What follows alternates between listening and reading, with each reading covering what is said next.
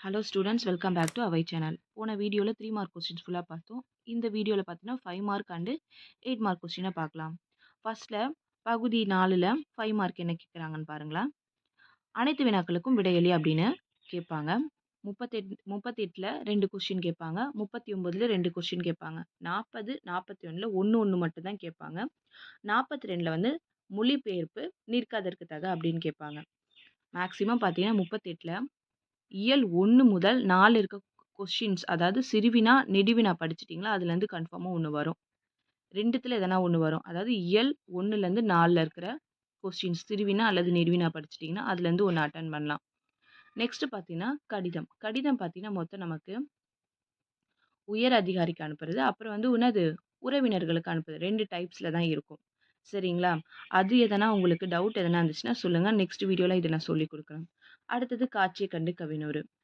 நீங்க காட்சியை கண்டு கவிஞர் படிச்சுன்னா கன்ஃபார்மா ஒரு 5 மார்க் அட்டெண்ட் பண்ணலாம். அடுத்தது படிவம்.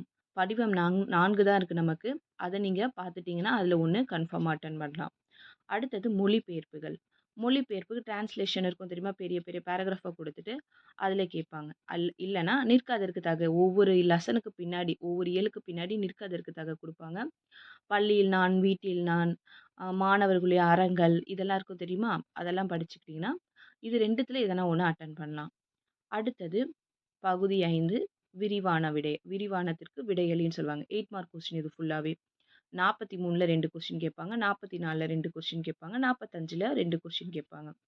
உரைநடை பகுதியிலேருந்து 43ல் பார்த்தீங்கன்னா உரைநடை பகுதியில் என்ன, அதாவது இயல் 1லேருந்து 4 படிச்சிட்டிங்கன்னா அது ஃபுல்லாக நெடுவினா படிச்சிட்டிங்கன்னா அதுலேருந்து ஒன்று கன்ஃபார்மாக நீங்கள் அட்டெண்ட் பண்ணலாம்.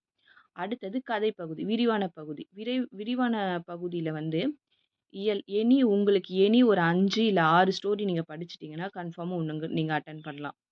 அடுத்தது பொது கட்டுரை. பொது கட்டுரை பொறுத்த வரைக்கும் நம்ம புக்கில் என்ன இருக்குன்னா, சான்றோர் வளர்த்த தமிழ், கலை திருவிழா, நூலின் பயன், ஆண்டு விழா. நீங்கள் அதை பார்த்தீங்கன்னா உங்களுக்கு புரியும் புக்கில்.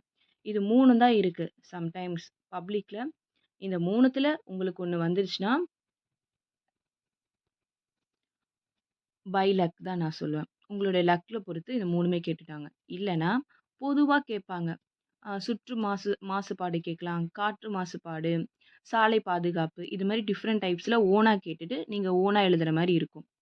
ஓகே ஸ்டூடெண்ட்ஸ், இன்றைக்கி பார்த்தீங்கன்னா 5 மார்க் அண்ட் 8 மார்க் பார்த்தோம். இதில் எதனா டவுட் இருந்தால் எனக்கு கமெண்ட் செக்ஷனில் கமெண்ட் பண்ணுங்கள். தேங்க்யூ.